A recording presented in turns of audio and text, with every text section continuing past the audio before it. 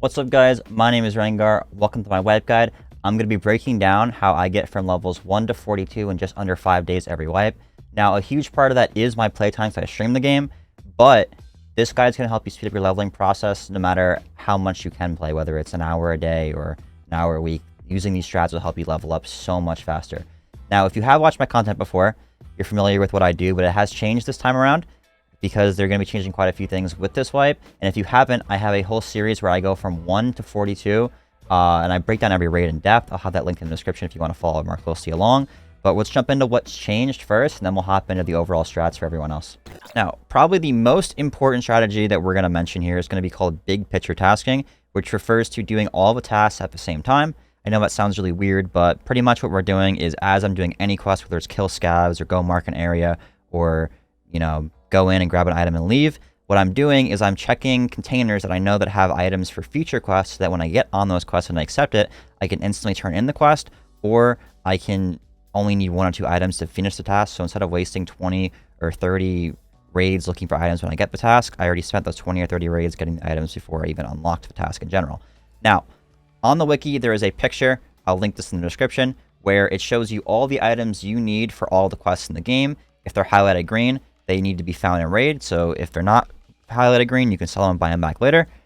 They also are listed in chronological order, so for therapists, you need Salewas before you need gas hands, and then you need gas hands before morphines, and then morphines before Tashanka, and so on.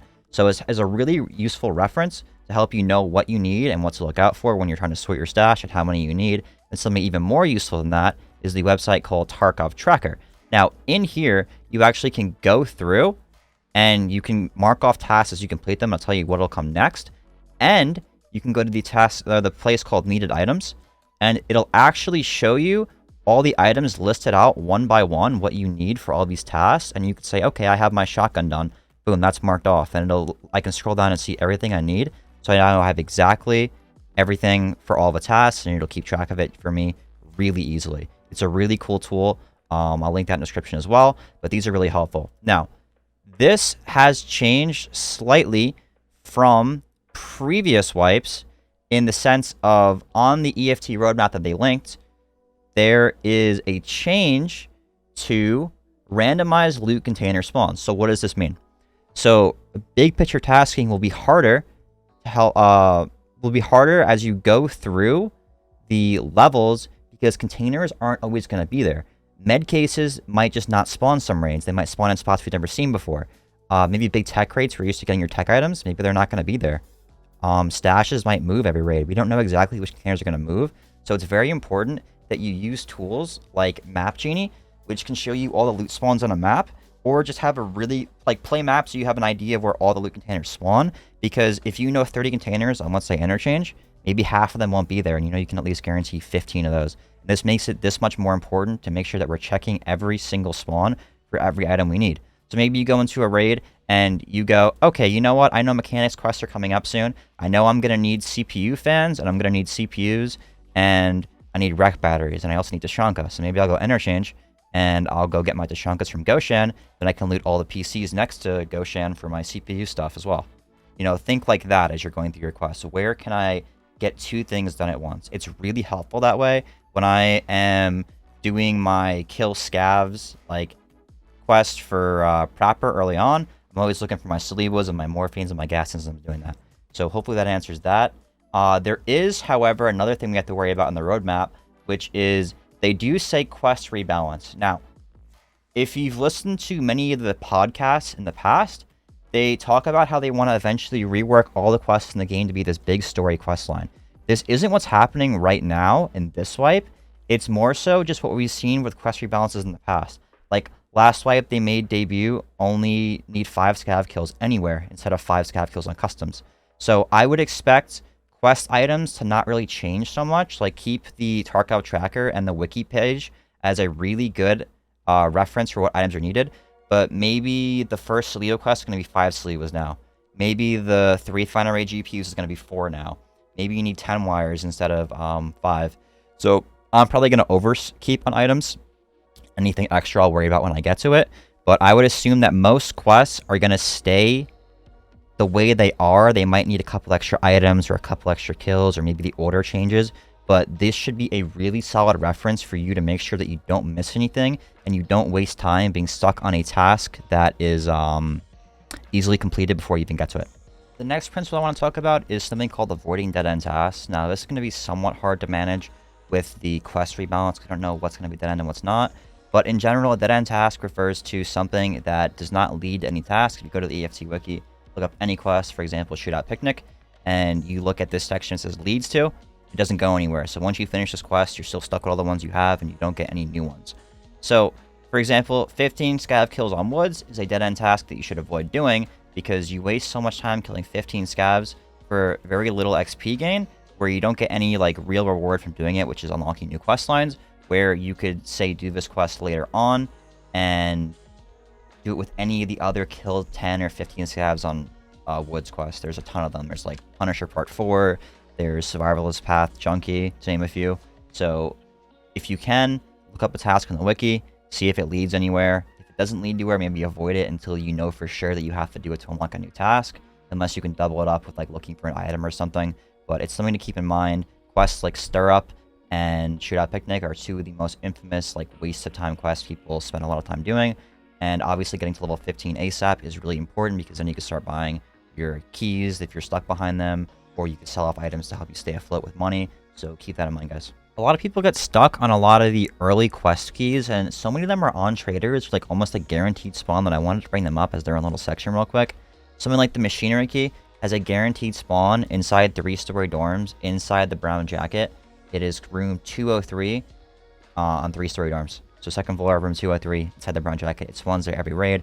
Now, of course, that could change if the loot container is changing. I don't know if that will, but it's worth mentioning.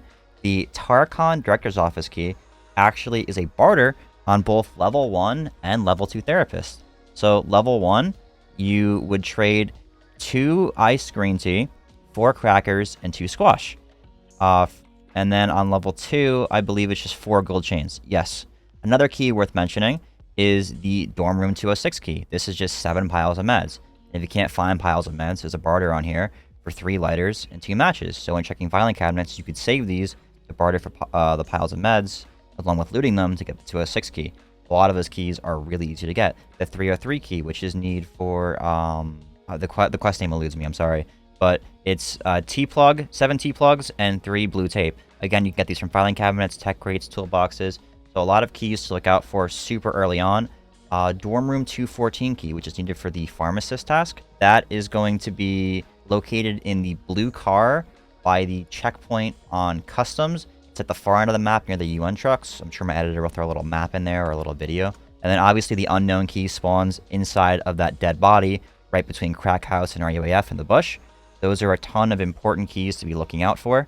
The 214 key to note isn't a guaranteed spawn, but it's a high chance in there. All these other keys are either guaranteed spawns or barters. So it's worth knowing these, memorizing them, because they're going to be so important to help you get through your tasks fast when you don't have access to the flea market.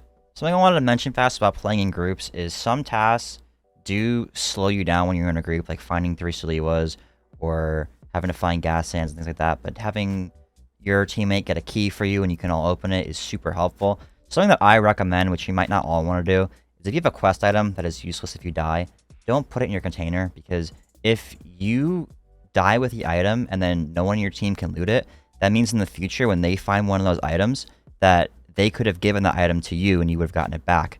You know, if they're 1 Salewa off their task and you die with your Salewa in your container and then they can't turn it in, and the next one that they find they can't give back to you. It's really helpful to do quests that way. Maybe you could funnel your teammate 1 item to get him past a quest so he's not stuck with all you guys looking for the same item between 4 people, which is so slow. Being able to break up in a duo sometimes helps out a lot, but that's up to you however you want to play. I will say solo is a huge benefit when it comes to finding items. Obviously playing solo is a little bit harder. Definitely like scaving while your friends are off running if you're the first to die is helpful when it comes to that. I also want to bring up scaving in general. I try not to scav too much the first 2 or 3 days of wipe, because the scav queues get so flooded. There's a max number of scavs that can be on a map. And there's not a ton of like open slots because everyone's trying to scav. So your scav matching time can be somewhere between like, I don't know, it could be even like 15, 20 minutes sometimes. It gets really crazy.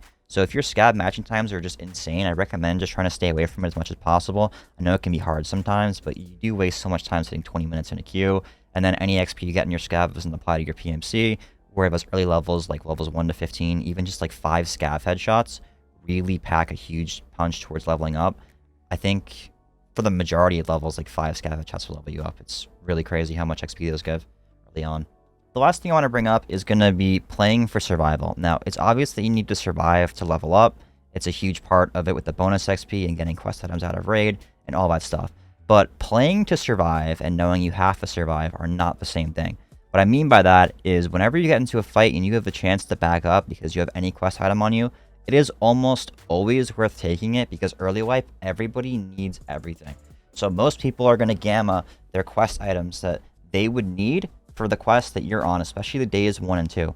So even if you kill that guy, you're not going to get the items that you need most likely, and the gear that they have isn't super worth it. It can be, and you definitely can get juiced up if you get caught in a chance to fight, but if you ever see like 3 dudes and you can just let them run by, or you can just disengage from a fight to get out with your 2 flash drives or your gas sands, it'll matter so much in the long run because you'll get your traders level 2 or 3 in no time, and then you could buy better gear than that guy even had. You'll be on such a good path. So whenever given the chance to survive, I would definitely take it. I'm someone that likes to PvP and fight people. So if you want to, you can take every fight. I choose to pick my fights where I see fit, where if I'm like, I can get away from this guy isn't going to push me, he's holding a corner, I don't want to fight that, I don't care, I'm getting out with my item, then I just dip, and that's it. So keep that in mind whenever you're questing, like, try your hardest to just stay alive and keep your kit going. Alright guys, that was the whole guide. If there's anything major that gets changed after they wipe the game, and I wasn't aware of it at the time of making this video, I'll definitely have it out. I'll pin it in the comments. You can come on my stream and ask me if something doesn't make sense to you. I'll be live throughout this entire wipe. I'll be pushing for one of the first capitals in the world. So I hope this guide helps you, and I'll see you guys next time. Peace.